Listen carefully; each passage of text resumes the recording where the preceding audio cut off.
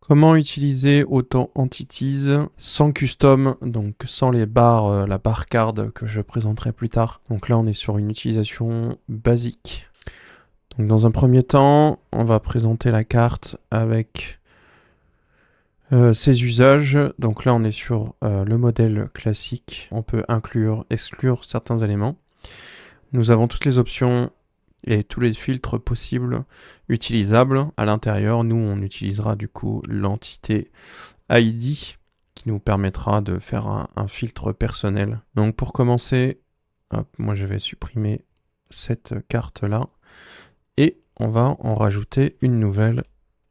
Donc Autant Entities, une fois que vous l'avez ajoutée, c'est une carte personnalisée qu'il faut ajouter dans les options de Home Assistant. Nous ajoutons un filtre, comme je l'ai dit précédemment, on va utiliser Entities ID. Avec, du coup, nous, on va utiliser pour les batteries le sensor qui va chercher toutes les batteries. Nous ajoutons un filtre, donc une extension.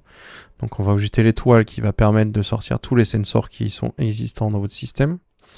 Moi, dans mes paramétrages, j'ai un underscore avant le mot battery en anglais.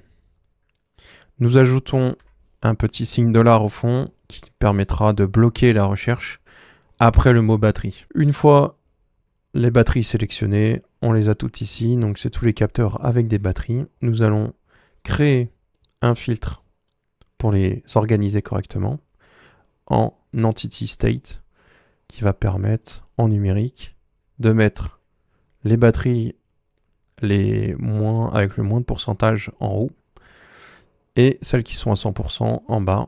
Et on peut rajouter un petit effet de couleur qui est de base dans la card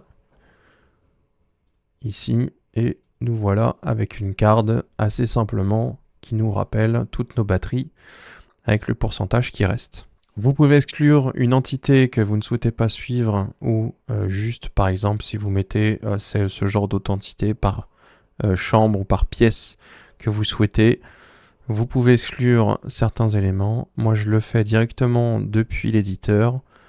Dans l'exclusion, on peut exclure, rajouter la même chose, entité ID, et là on voit bien que l'entité de la chambre, de la température de la chambre a disparu. Si je l'enlève, elle va revenir.